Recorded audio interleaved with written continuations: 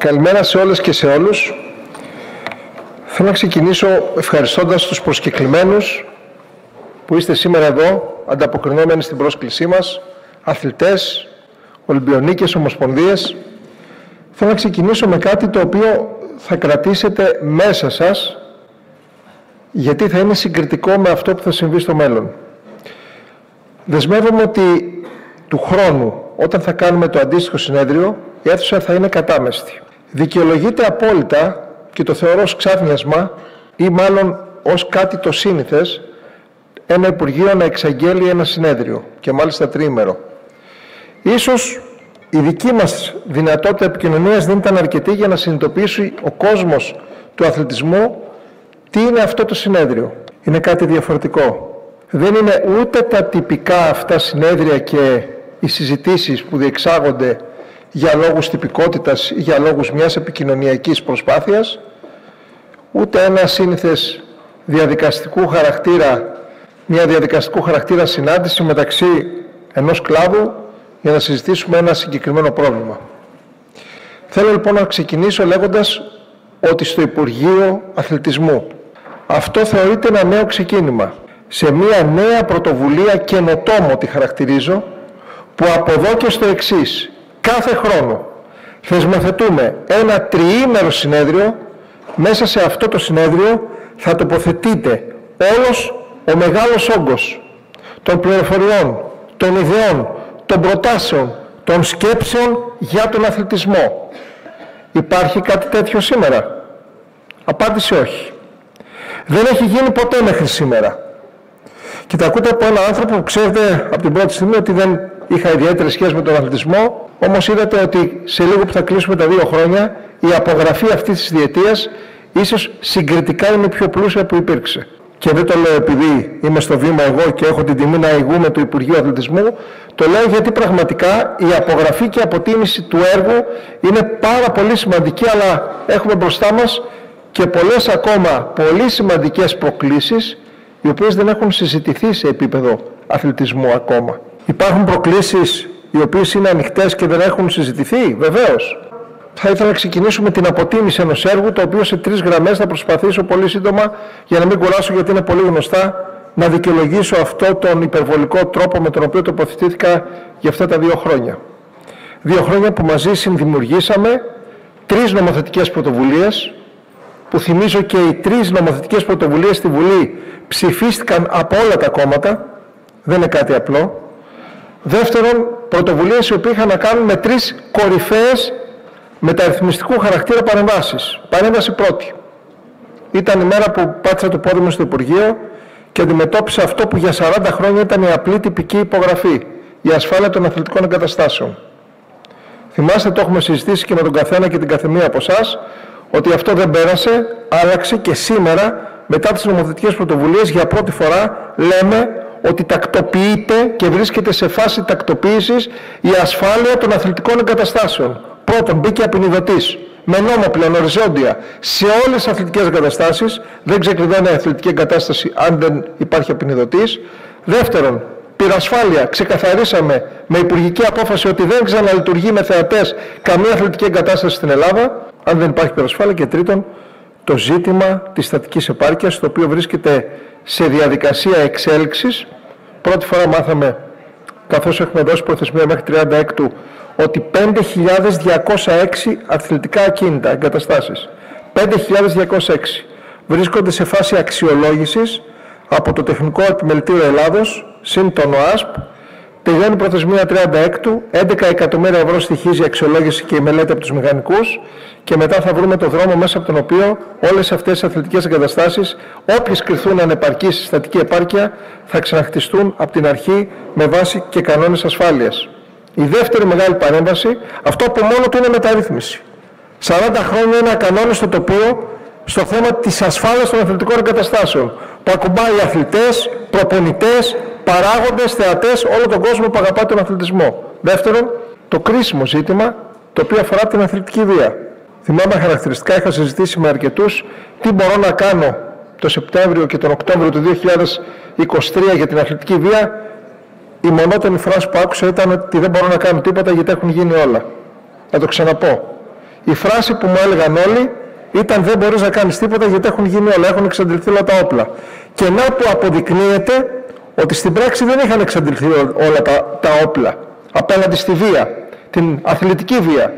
Και στην πραγματικότητα το αποδείξαμε. Σήμερα το αποτύπωμα για πρώτη φορά ιστορικά στον αθλητισμό, όσο αφορά το μπάσκετ και το ποδόσφαιρο Super League και Basket League 1, αποδεικνύει ότι οι πρωτοβουλίες νομοθετικές που πήραμε έπιασαν τόπο. Και τώρα που έκλεισε το πρωτάθλημα του 2024-25, είδατε πόσο ανέμακτα και χωρίς αθλητική βία και εικόνες που δεν τιμούν τον αθλητισμό δεν είχαμε. Αυτό θα το αναδείξουμε φυσικά για να δείξουμε και στον δρόμο του μέλλοντος ότι πράγματι πρέπει σε όλα να υπάρχει τόλμη, γενναιότητα και θάρρος. Γιατί οι πρωτοβουλίες που πήραμε στο Υπουργείο Αθλητισμού έπρεπε να έχουν και τα τρία αυτά στοιχεία. Γιατί συγκρουστήκαμε, δεν λυγίσαμε και πήραμε γενναίες, τολμηρές και θαραλέες αποφάσεις. Και το τρίτο ζήτημα, το οποίο εγώ το χαρακτηρίζω ως τη μεγαλύτερη οργανωτική μεταρρύθμιση του ελληνικού αθλητισμού. Τη μεγαλύτερη. Είναι ο Κούρος. Μέσα από τον Κούρο τακτοποιήσαμε ένα περιβάλλον άτακτο, βάλαμε κανόνες και πλαίσιο στη λειτουργία από ομοσπονδίες μέχρι σωματεία. Σήμερα με τη γνώση που έχουμε του 2023,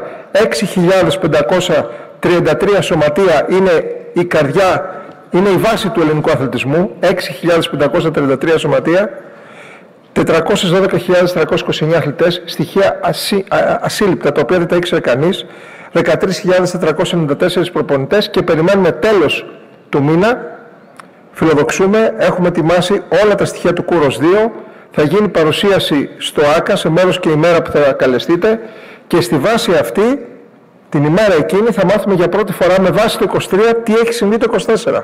Αν μεγάλωσε ή αν μίκρινε ο ελληνικός αθλητισμός. Μπαίνουν δηλαδή ζητήματα και ερωτήματα τα οποία δεν είχαν ανοίξει ποτέ στην ατζέντα του αθλητισμού. Ναι, ο αθλητισμός και ο επαγγελματικός και ο ερασιτεχνικός είναι η μάχη, η προσπάθεια του αθλητή μέσα στο γήπεδο. Φτάνει αυτό? Απάντηση όχι. Είναι μία σειρά από παραμετρικές διαδικασίες που επηρεάζουν τον αθλητή, το σύνολο του αθλητισμού, τις οποίες εδώ η πολιτική ηγεσία μαζί με τους εταίρους της, την Ελληνική Ολυμπιακή Επιτροπή, την Παραολυμπιακή Επιτροπή, τους Ολυμπιονίκες, την Ένωση Ολυμπιονικών, όλοι μαζί μέσα από ένα τέτοιο συνέδριο θα ανοίγουμε την κουβέντα για πράγματα τα οποία δεν έχουν ανοίξει ποτέ, όπως σήμερα. Το συνέδριο αυτό ανοίγει και αντιμετωπίζει και διαβουλεύεται μία διάσταση του αθλητισμού που δεν είχε αγγίξει κανένας. Η ψυχική υγεία του αθλητή. Δηλαδή, η σχέση του αθλητή με την επίδραση που έχει, η αποτελεσματικότητά του, οι επιδόσεις του, το περιβάλλον που ζει, η σχέση του με τον προπονητή. Όλα αυτά είναι πολύ σημαντικά πράγματα που δεν είχε καταπιαστεί ποτέ κανένας. Και τώρα ήρθε η ώρα να τα κοιτάξουμε κατάματα. Το ζήτημα της ασφάλειας στις εγκαταστάσεις, μια προέκταση και μια προβολή του μέλλοντος, το ζήτημα των διακρίσεων και πώς θα τις μετεξελίξουμε, το ζήτημα της περαιτέρω οργάνωσης του αθλητισμού, τι θα αποφασίσουμε για το μέλλον του αθλητισμού, τις νέες προκλήσεις που έρχονται μέσα από την νέα διαδικασία του e-sports, τι έχουμε να αντιμετωπίσουμε με τις αθλητικές εγκαταστάσεις, πώς χτίζονται και πώς διαμορφώνονται οι αθλητικές εγκαταστάσεις στην Ελλάδα, πράγματα τα οποία δεν έχουν κοιταχτεί ποτέ αναλυτικά από την κοινότητα του αθλητισμού έτσι όπως θα έπρεπε να κοιταχτεί. Παραδείγματος χάρη, μέσα από τον Κούρο τον πρώτο μάθαμε αυτό που ξέραμε αλλά δεν το είχαμε εκτιμήσει και δεν το γνωρίζαμε, ότι η συμμετοχή των γυναικών είναι της τάξης του 26,4%. Ισχνή, μικρή, δεν μας τιμάει. Δεν είναι το θέμα της ισότητας και μόνο ως ένα στοιχείο το οποίο πρέπει να επιδιώκουμε αυτονόητα για την ισότητα, είναι γιατί είναι πιο αποτελεσματικός αθλητισμός με τη συμμετοχή των γυναικών. Θέλουμε τις γυναίκες στον αθλητισμό. Τι κάνουμε? Κάνουμε ό,τι είναι δυνατόν για να βελτιώσουμε αυτή την εικόνα. Η πρώτη παρέμβαση, τη θυμίζω, στην οποία υπήρξαν αντιδράσεις, όχι έντονες, αλλά υπήρξαν διαφορετικές φωνές.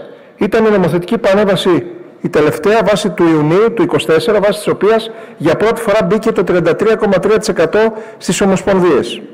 Υπήρξαν αντιρρήσεις ότι δεν θα μπορέσουν οι ομοσπονδίες να κάνουν εκλογές, διότι δεν θα υπάρξει ο αριθμός των γυναικών απαραίτητος για να συμπληρώσουν οι ομοσπονδίες το ποσοστό το συγκεκριμένο. Αποδείχτηκε ακριβώς το αντίθετο. Όχι μόνο υπήρξαν γυναίκες υποψήφιες, όχι μόνο συμπληρώθηκε το 33%, αλλά υπερκαλύφθηκε, θα έλεγα, σε περισσότερες περιπτώσεις. Και τώρα να μια μεγάλη πρόκληση. Προχωράμε το 33% στα σωματεία? Η απάντηση είναι ναι. Τολμάμε και ανοίγουμε το δρόμο. 33% σε όλα τα σωματεία ανεξαρτήτου αθλήματος. Δεν δικαιολογείται, παραδείγματος χάρη, θα ακούσετε τη φωνή από το ποδόσφαιρο ότι είναι ένα ανδροκρατούμενο άθλημα. Ναι, κατανοητό. Αλλά είδατε χθες μια συμμετοχή 15.000 φιλάθλων να βλέπουν την ομάδα, τον αγώνα της ΑΕΚ με τη ΡΕΑ στο ποδόσφαιρο και να βλέπουν ένα πολύ ωραίο θέαμα με τις γυναίκες που έπαιζαν ποδόσφαιρο. Και μην μου πείτε ότι δεν έχουμε τη δυνατότητα να συμπληρώσουμε. Θα πάμε λοιπόν στο 33%. Ήδη είναι στις σκέψεις και στην πρώτη νομοθετική πρωτοβουλία αυτού του μήνα, η οποία βρίσκεται σε εξέλιξη. Δεύτερον, την αναγκαιότητα. Το θέμα της ακεραιότητας και των αθλητικών αξιών. Ακεραιότητα και αθλητικές αξίες. Νομίζουμε ότι το έχουμε αντιμετωπίσει το ζήτημα το συγκεκριμένο? Όχι. Ενώ τοποθετήσαμε υπευθύνες ομοσπονδίες, θα καθετοποιηθεί και θα πάει και σε επίπεδο σωματείων η ιδιότητα συγκεκριμένη σε μέλους του αθλητικού σωματείου.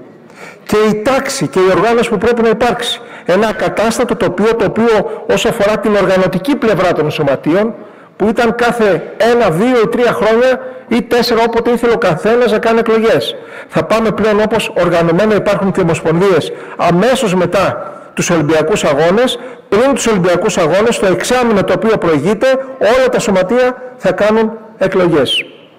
Να λοιπόν ζητήματα τα οποία δεν είχαν ανοιχτεί ποτέ, τα ανοίγουμε στο πλαίσιο της οργάνωσης. Και αν υπάρχει καλή οργάνωση, πιστέψτε με, είμαι ένας άνθρωπος ο οποίος έχω δοκιμαστεί με χαρτοφυλάκιο πολύ πιο δύσκολο, έχει αποδειχθεί στην πράξη ότι το νοικοκύρεμα, η τάξη και η χρηστή διοίκηση φέρνουν πολύ καλά αποτελέσματα σε όλο το περιβάλλον το οποίο βρίσκονται και γίνονται καλύτερα.